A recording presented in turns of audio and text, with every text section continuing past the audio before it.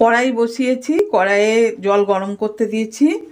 এর মধ্যে আমি 4টে হাঁসের ডিম সেদ্ধ করতে দেবো।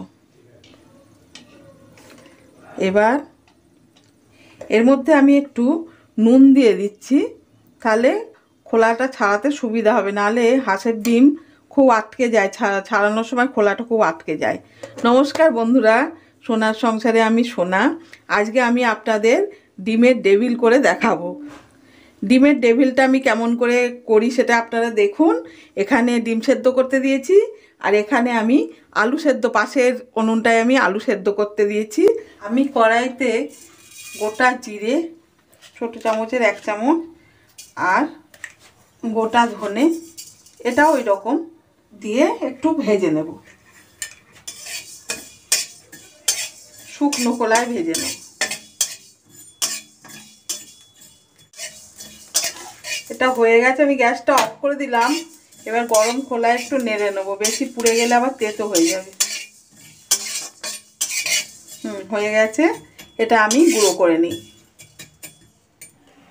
আলুগুলো খোসা ছাড়িয়ে নিয়েছি, এবার আমি মেখে নেব। গরম আছে তো এখন? গরম আছে। এবার গরম অবস্থায় যদি আমি না মাখি, ঠান্ডা হয়ে গেলে মাখলে আবার আলুটা চ্যাট করবে, ওই জন্য আমি গরম অবস্থাতেই মাখছি।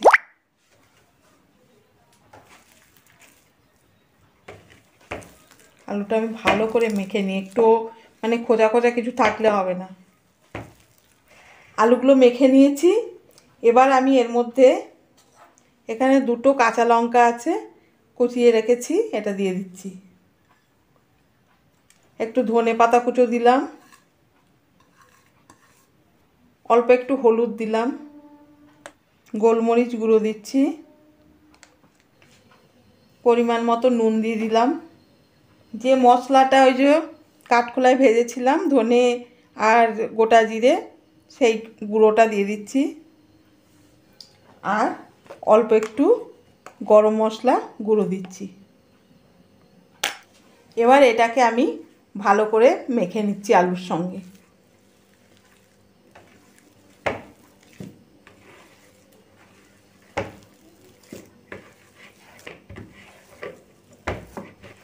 আলুটা মাখা হয়ে গেছে, এবার আমি এরপরে যেগুলো করতে হবে করি। কড়াই গরম হয়ে গেছে, তেল দিলাম।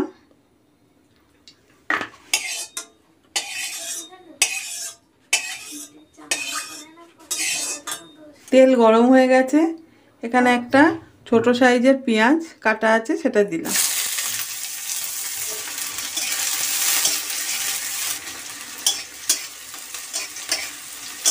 এখানে ছোট চামচের 1 চামচ মতো রসুন বাটা আছে।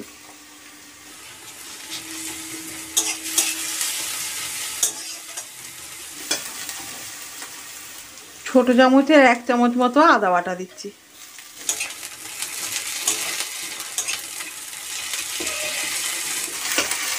আদাটা একটু ভেজে নিই, কাঁচা গন্ধটা চলে যাক। এরপর আমি এর সঙ্গে আলুটা মেশাল করব। এটা ভাজা হয়ে গেছে, এবার আমি এর মধ্যে আলু মাখাটা দিয়ে দিচ্ছি। এটাকে আমি ভালো করে মিশিয়ে নিচ্ছি। আমি কমিয়ে দিয়ে একটু আস্তে আস্তে নাড়ছি, তাহলে এই যে মশলাগুলো সব একসঙ্গে কষিয়ে এটা স্বাদটা আরও ভালো হবে। এটা হয়ে গেছে, এবার আমি এটা নামিয়ে নিচ্ছি। ডিমের ডেভিলটা বানানোর জন্য আমার একটু বিস্কুটের গুঁড়োর দরকার, তো বিস্কুটের গুঁড়ো ঘরে ছিল না, আমি এই টোস্ট বিস্কুট ছিল, এটাকেই গুঁড়ো করে নেবো মিক্সিতে। এটা টুকরো টুকরো করে ভেঙে নিই। এবার এর মধ্যে দিয়ে এটা গুঁড়িয়ে নেব।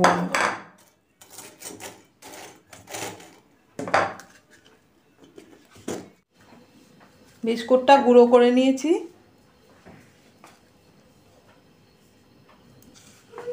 এই দেখুন, এই বাটিটার মধ্যে আমি 2টো ডিম ভেঙে নেব।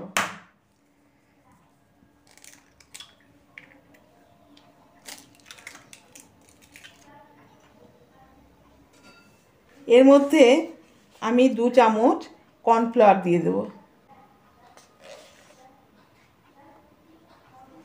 আর এটার মতো পরিমাণ মতো নুন দিয়ে দেবো। এটা গুলে নেব।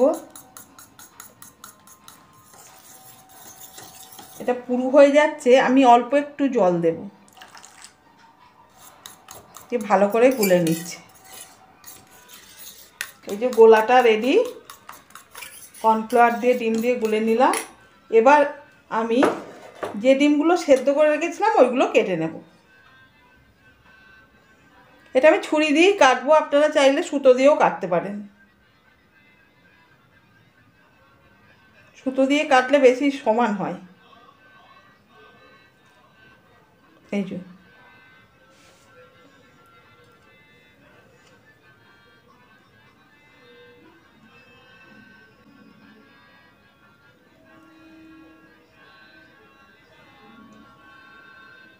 আপনাদের দেখানো হয়নি, আমি এর মধ্যে অল্প একটু নুন ছিটিয়ে নিয়েছি। আমি এখানে হাফ ডিম নিলাম। এবার এই আলু মাখাটা এর উপর চাপিয়ে দিচ্ছি, ঠিক একইভাবে উল্টো দিকে দেবো।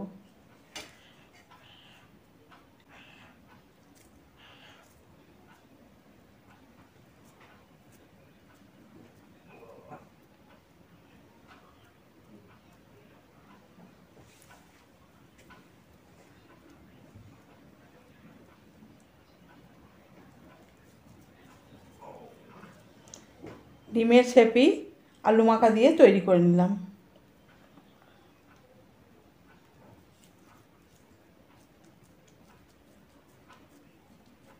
দেখুন, আর একটা বানিয়ে দেখাচ্ছি।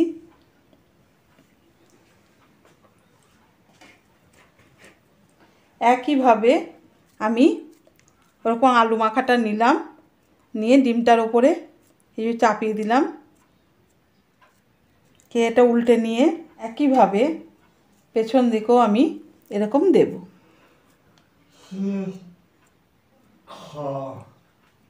এটা ভালো করে দিয়ে দিলাম, দিয়ে ওই ডিমের শেপেতে ওরকম তৈরি করে নিলাম।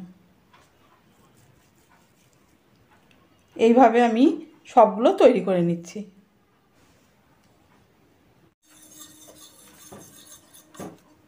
এটা প্রথমে আমি এর মধ্যে ডিমের গোলাটার মধ্যে ডুবিয়ে নিলাম।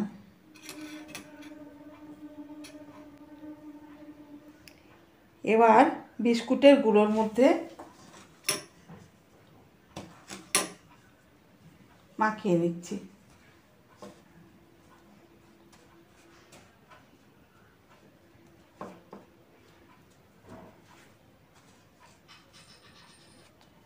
এটা আমি আর একবার ডিমের গোলাতে ডোবাবো। ভাবলাম হাতটা ব্যবহার করব না, কিন্তু বাঁ হাতে করে আমি ঠিক পারি না।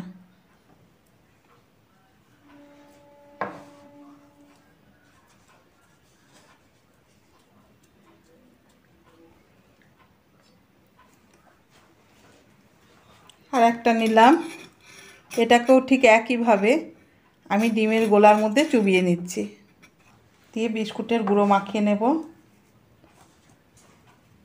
এটা আর একবার আমি ডিমের গোলাতে দেব।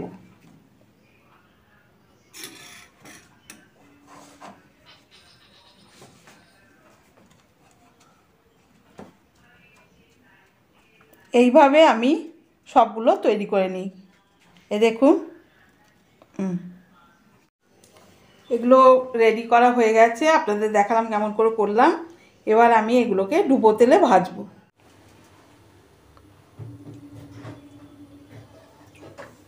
তেল দিলাম কড়াইটার মধ্যে, তেল গরম হয়ে গেছে। এবার আমি এই টেবিলগুলো ছাড়বো।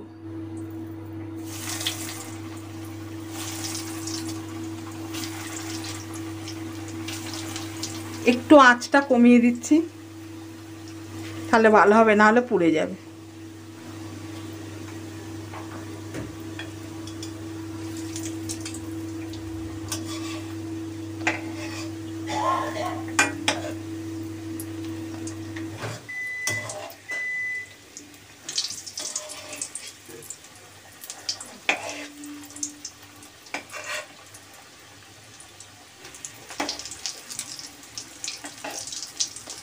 হয়ে গেছে। এবার আমি এগুলো তুলে নিচ্ছি।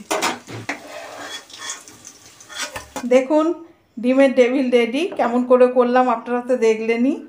আর যদি পছন্দ হয় অবশ্যই যেন আমাকে একটা লাইক করবেন, কমেন্ট করবেন। আমার যারা নতুন বন্ধু তারা যেন অবশ্যই চ্যানেলটাকে সাবস্ক্রাইব করবেন। হ্যাঁ, তো বাড়িতে আপনারা একটু চেষ্টা করে দেখবেন এরকম করে করার।